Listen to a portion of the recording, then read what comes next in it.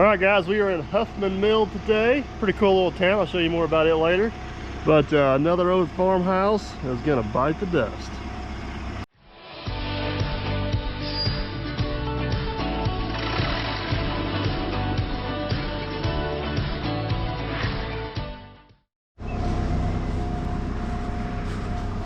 All right, guys, I don't know a whole lot about this old house, but we can't tear it down without taking a tour of it first. No.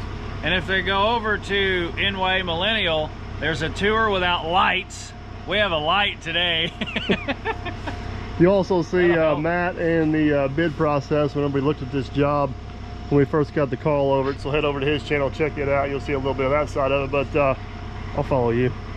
Give me the light then. I don't know. I'm going to use this to fight snakes and creatures off. There's probably several of those in here. If you scream real loud, I'm just going to head the other way and call for help. I ain't sticking around to find out what happened. Let's put it this way, I guarantee you I'm faster than you. We'll see about that. This is the way I entered into it. It looks more like a window than a door. Yeah, well, you see the steps, there's all kinds of trees and stuff, so the window, I feel like we could just step right in here. I think it's been a minute or two before anybody's lived in this house. A little bit. Wow. Yeah, got a few things in it. I don't know, man. I think it's savable. I think we should look at remodeling. Yeah, I mean, it has a sink. It's free sink. It's not the kitchen sink, so it don't count. Not the kitchen sink. And some oh, shoes. that is that's a custom touch right there. Yeah. Looks a little drafty. Yeah, I think summer house would be a great summer house. You would put it on the market as a cottage, right? And this room here looks like maybe someone, I'm not going to say names, squatters. Oh, I did say names. Maybe lived here. I don't know. I think for their safety, we should definitely take it down. I think so too. Carefully. You having the light, I'm walking in my shadow. Red Wing boots, maybe. Over a car racetrack. Yeah. Alright, we're going to sneak in here. See what we got behind door number 4. Oh, check out that thing. Check out that thing got the wheel on it. Creative coaster. It's an old kid's toy. Fisher Price, it is. I'm not for sure what the deal is with the chair and the teapot upside down.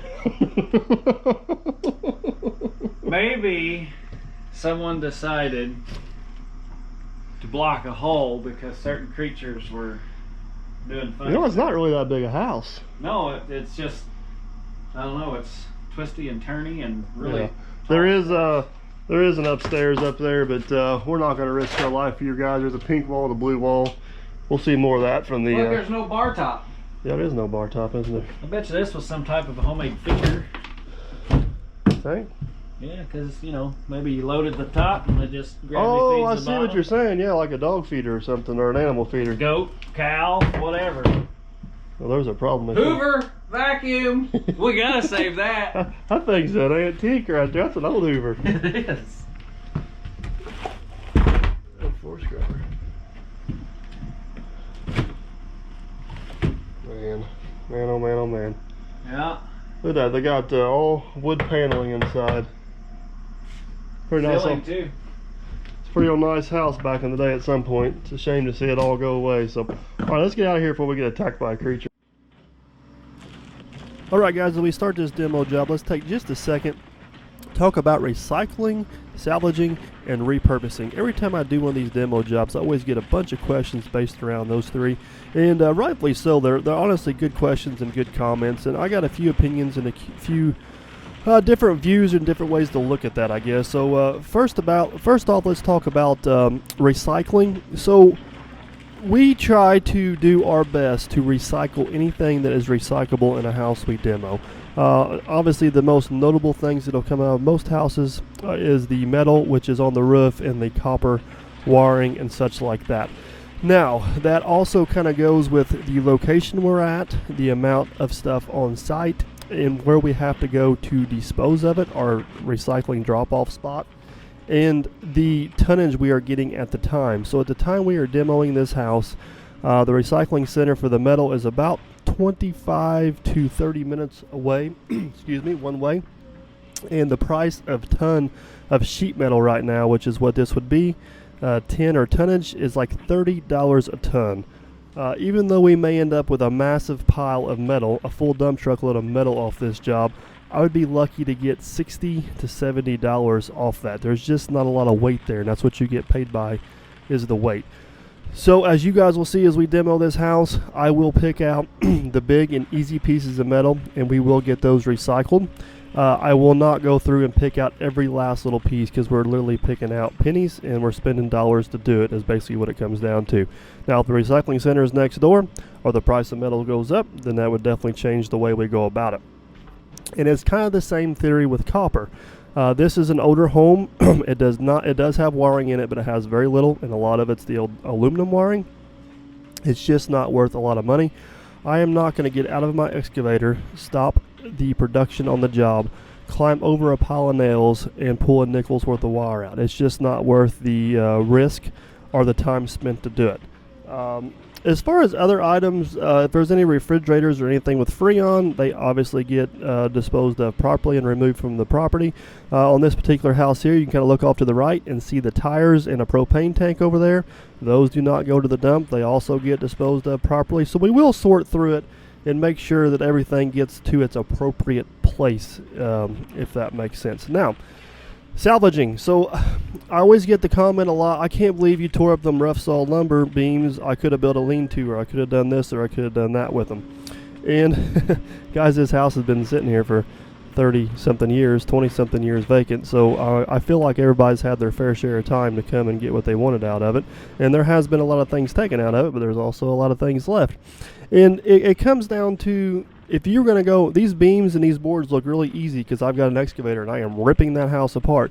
If you actually had to go in there with a hammer and a pry bar, you would spend days trying to get these things out safely. And a lot of property owners don't want you on your property, because a lot of people that want to salvage stuff like that do not have the proper insurance and the proper things to be doing that. And if you end up getting hurt on their property, a lot of times that'll come back on them.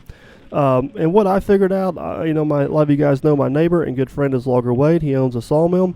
A lot of times it's cheaper just to call up the sawmill and say, hey, I want some rough sawed boards, this length, this dimension. Can you get me some? One, you don't have to go climbing around through a nasty old hot house to get them. Two, you don't have to strip all the nails out of them. And three, it's already the right dimension you need.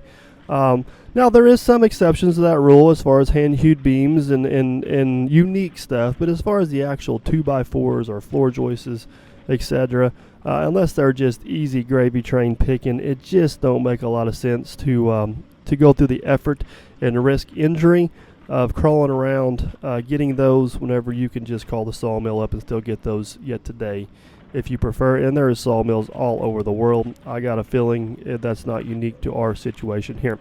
Now, as far as repurposing stuff, as far as taking like a door or trim or something out of this house and repurposing it in another house, the chances of it actually matching up with the decor or the actual profile in another house is probably slim to none. There was a lot of local carpenters back in the day. They had their own style and they milled their own stuff. So it can be done, but most likely not going to happen. Usually it's going to be repurposed into some decoration or some furniture of some other sort. In this particular house here is a good example. Somebody went through this house and cherry-picked the easy and good stuff, and what they left behind was not that desirable anymore. The other thing you got to remember is this house is absolutely ridden with termites. Me personally, I don't want any lumber out of this house in my new house that has been associated with termites and who knows what else over the years. So that also crosses my mind. You know where it's been, but you don't know what it's been around, I guess, is the best way to put or explain that. So hopefully that makes a little bit of sense. I mean, some of it comes down to time, money, energy, and kind of eliminating yourself from the risk or liability of getting injured, because there's not a 2x4 in that house that's worth my life or me risk getting injured. I got this nice 30-foot arming out in front of me that I can put stuff safely on the ground, and I'm going to use that to my advantage at all costs. So hopefully that made sense, and we'll get back to it here. We gotta do some rearranging with some dumpsters so we can continue on. So let's get back at it.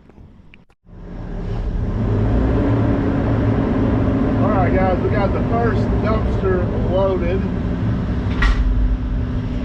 went pretty smooth. Trying to move this next dumpster around back, hooked on the front of it here. Trying to get it dragged around the corner. Be a lot easier to load these from the back. This is Volvo just really, the boom lift power on this thing is, I can't even lift up this dumpster. I can move these things with ease with the 120. I've done it before.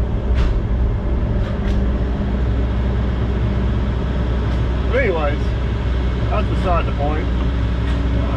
Gosh, that thing's sweet.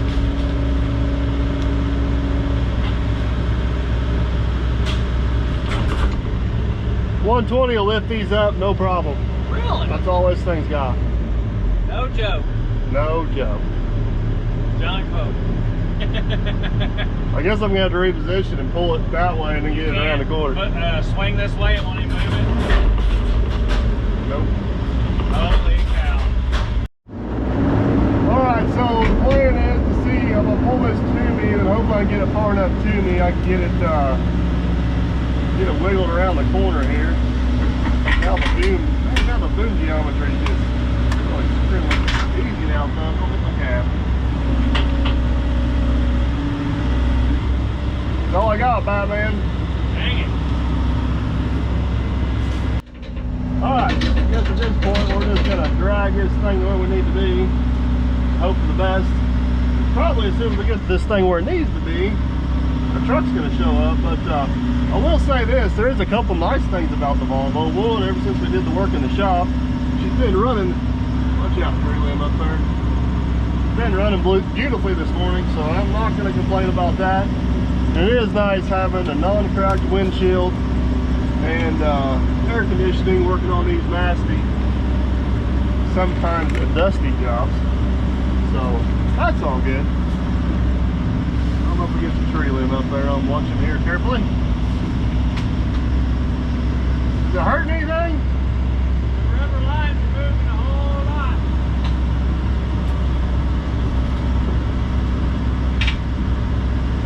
That did better. Around it? I think it's good now. I'm always good. Your rubber line.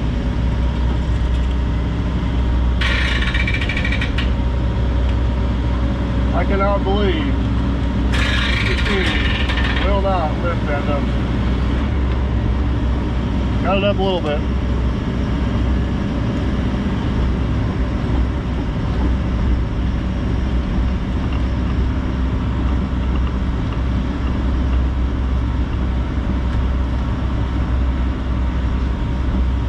I don't know if the truck can get in here to get that. There's only one way to find out. That's where I needed to load. That's where we're going to leave her at.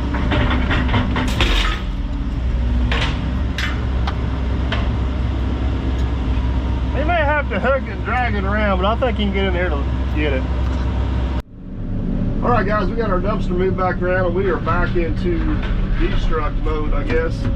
Try to get, we got resituated here. We ended up taking out one tree back here. We just had to have a spot to get in here to work. That looked like the most useless, least valuable tree out of all of them. It's a Talfa tree, I guess is what it was. It was around front of Walmart trees. Walnut trees, so we're gonna try to leave them alone. And I think we should be able to get the house pulled away from them without damaging them. But get this section of the house crunched up and loaded, and then hopefully by then D&S will be here with another dumpster. We'll keep on to doing our thing. Here we go. Crunchy, crunchy, crash, crash.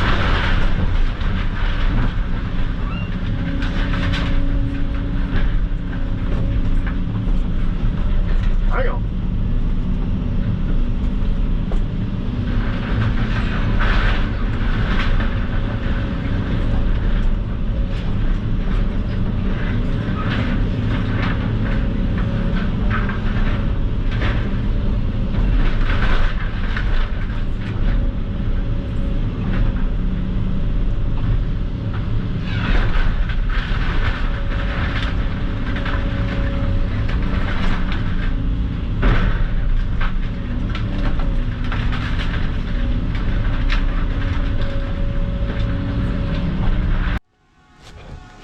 All right, guys, we got the majority of the house down. It's been kind of a little bit of a challenging, fun game. How much of a house can you knock down without taking down the front wall? So I think we found her limit.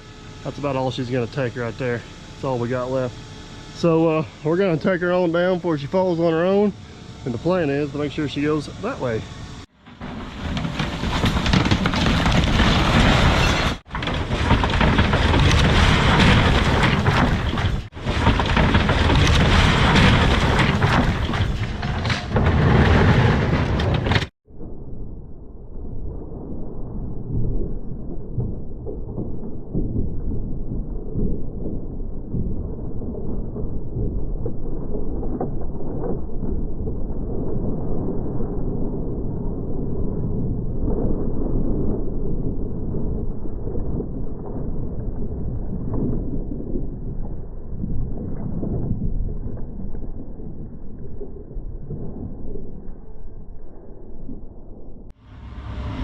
Well, guys, there you have it. That's pretty much the rest of the house on the ground.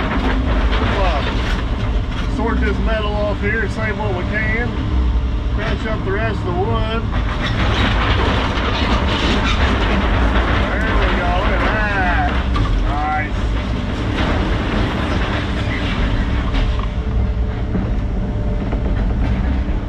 Crunch up the rest of the wood. Here, load it out.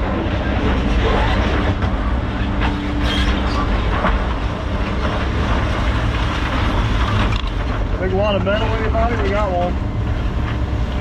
Going to the highest bidder.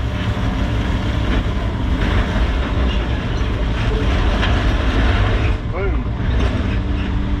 Bill with you in a minute. Alright, let me get this wood crunched up and loaded.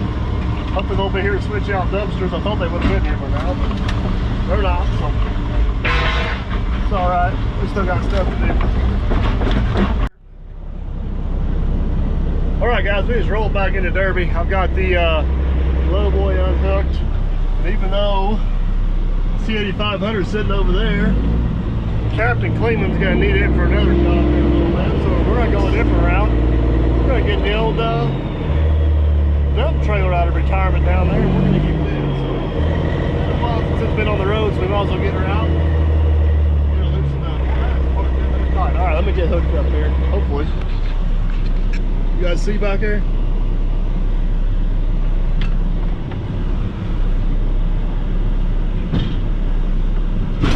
Got it. Got her hitched up. Probably need to give this thing a pretty good little walk around. She's been sitting for a while, but all the lights are working. It's all looking good.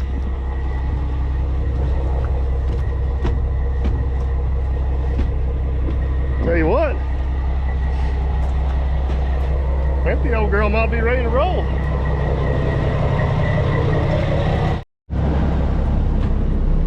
Alright, got everything hooked up here. We're going to make sure she all works. We'll test the brakes. Oh yeah, they're working. I guess the other thing that's pretty important is probably to test and make sure she goes up. So give that a whirl here once.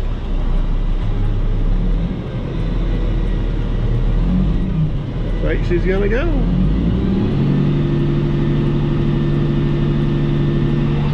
I'll take that as a win.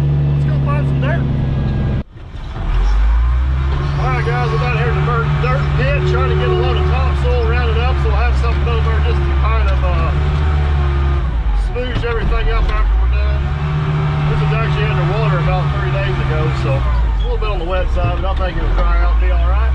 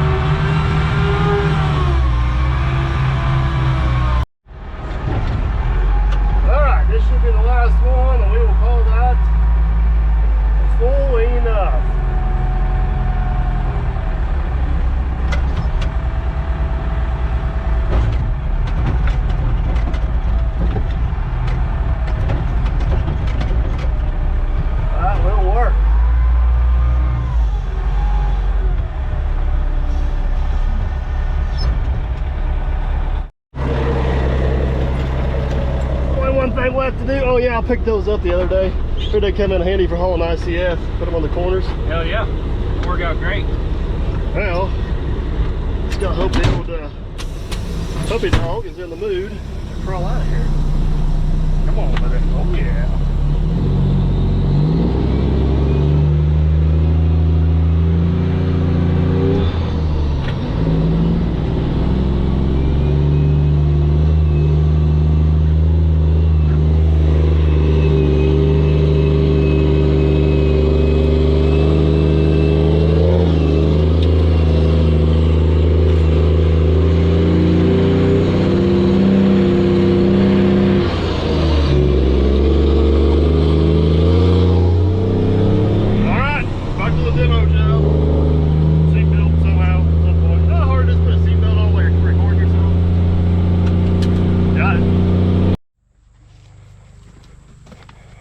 Alright guys, we have rolled back into the job site. They have got us the new box here. I guess they had some issues getting that other box out. Somebody put it in there the wrong way or something. I don't know. Couldn't tell you. Oh well, it's gone and we got a new box back. So I guess we'll go to load this one. Yep, this one's definitely empty. I say we load this one the easy way, the YouTube Magic way. YouTube Magic? Yep. And there it is, just like that. YouTube Magic. She is full and just in the nick of time because, well, bam. We were waiting for trucks a while ago. Now we got two trucks here at the same time. Can't complain. A whole new definition to a hooker truck. That is definitely a hooker truck. Ampler roll. See, if these had live PTO like the C8500, they wouldn't have to stop, engage your PTO, adjust their thing. Because their PTO don't run unless the clutch is engaged. Oh yeah, we got a little bit of weight in them.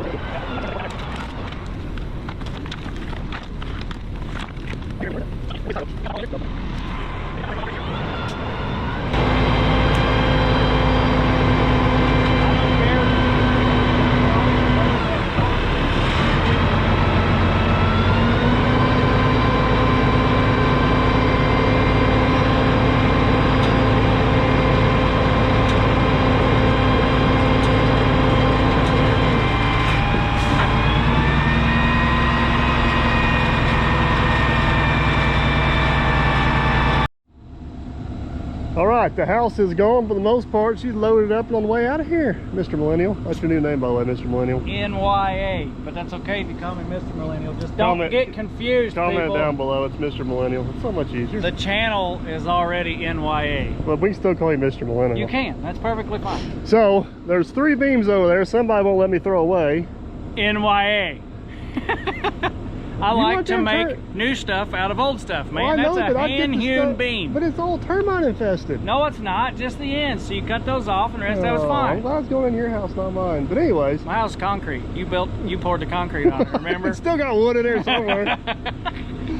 So we got that loaded dirt, loaded dirt on the truck. Well, I think we're gonna bring it in here, dump it about right there, and then we can't go back empty, so we're gonna load up some concrete and haul her out. So you ready? I'm ready when you're ready.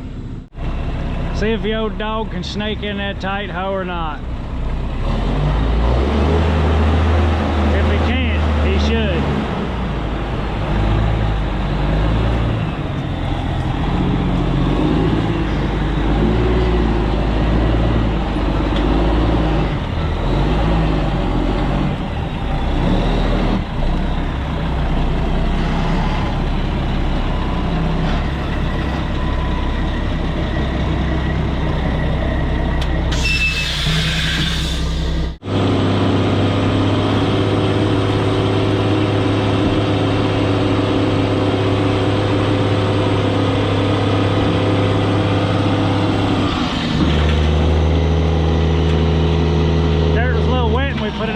Sticky.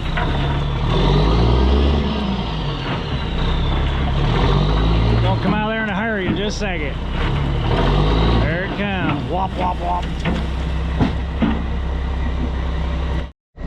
See, that's why I like the C8500. backed up on the hillside of this thing. This thing just a little bit out of level, you're in trouble. So look at that. We made us a pad. We did the right thing. Was it take 3? Whichever. It's a take. See it. Truck's still upright. See if you can get her shaking out of there this time, DP.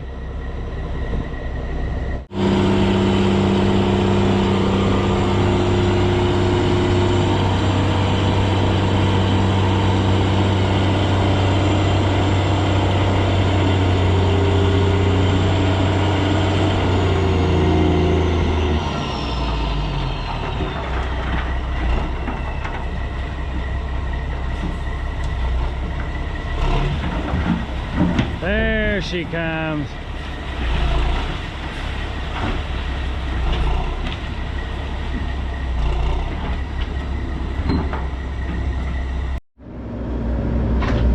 All right, guys, we are pretty much down to the cleanup and concrete, or concrete cleanup, I guess, is the proper order to put that in. Not a big fan of putting this concrete in this aluminum dump trailer, but I think if we do it nice and easy and we only do it once and don't tell nobody, we'll probably be all right. I'll have the C8500 here tomorrow. We can get what I don't get in this truck, we can get in that truck pretty easy, but everything's going pretty smooth for now. Get this limb out of the way. We don't get that in there. Just not a whole lot of concrete here. The only thing that's got concrete is just a little bit of front porch. It does have a very small footer around it, but it's pretty much don't mount much of anything. So hopefully we can all get it, all of it or most of it in one load.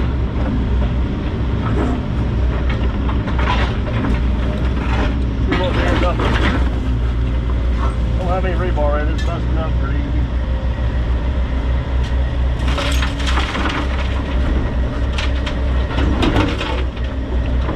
Sorry, trailer.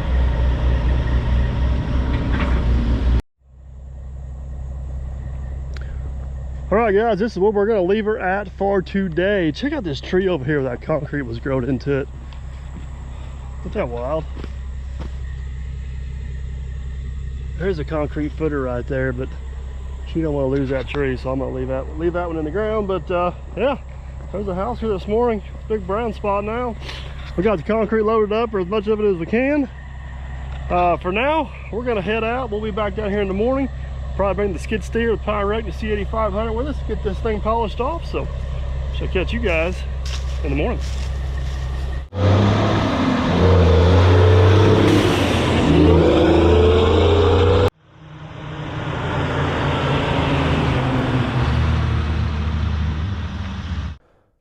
Alright guys, this is kind of the next day, and Matt and I are just putting the finishing touches on everything. Kind of spent the first half of the morning getting the last little bit of debris and rock loaded up before our dumpster headed out. Got all the brush that we tore down, talked to the landowner, got a little spot there they wanted us to tuck it away on the edge of the wood so it'd be out of any future endeavors they got going as far as the building and the septic. And of course, we got our last roll-off truck out of there, got it out of there, and was able to get all the yard and everything cleaned up around it. Got that last little spot polished off there. And of course, the last thing we did before we hauled out was spread the topsoil out.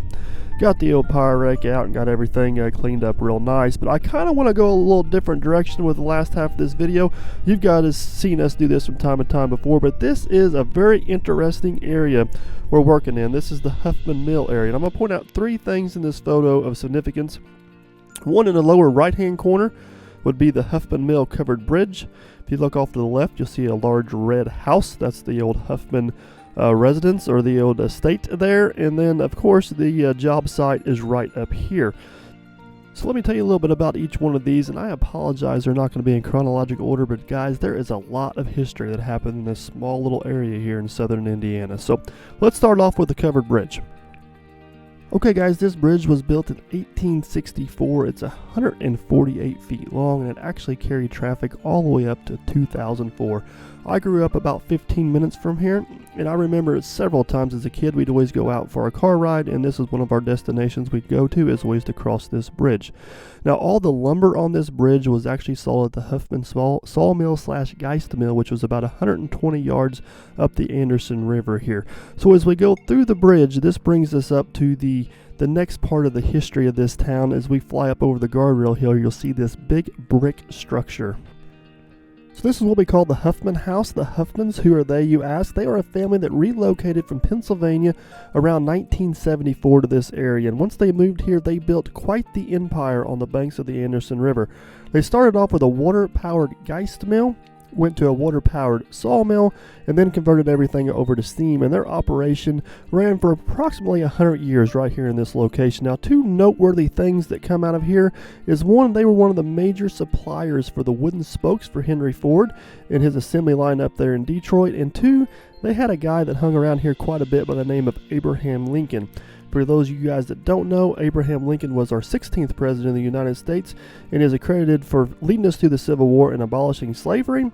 He lived here in Southern Indiana from 1816 to 1830, from the ages of 7 through 21, and even as president, he would make several references to the life lessons and the experience he had in Southern Indiana, and most importantly right here at Huffman Mill. And I'm sure he spent many nights right there in that brick house. So as we kind of pull back, pan around, and fly down into our last destination here, the job site, one thing that I did not know that I found out at a later date is Jerry, the dozer operator that works with me from time to time, this was actually his childhood home. This is where he grew up at. So I hate to see a piece of the history get lost and get taken away from the town, but unfortunately this house was just too far gone and was not savable, and we just had to kind of clear the slate so new history could be made here in Huffman Mill. As you guys can see now, Huffman Mill is a pretty quiet little town. There's really only 2 houses left here, a lot of farm ground around, and I don't want to say it's a forgotten place, but this is one of those times that I really wish I had a time machine and could go back to the early 1800s and see all the hustle and bustle of this town. There was a post office, there was a general store, I think there was an inn here. I mean, it was quite the place. But this is the job site, guys. It's all cleaned up, looks good. Hope you guys enjoyed the video. Hope you enjoyed the short little history lesson there. Don't forget to follow us on Facebook and Instagram. Check out dirtperfect1.com for all your cool stuff. And as always, guys, we shall catch you on the next one.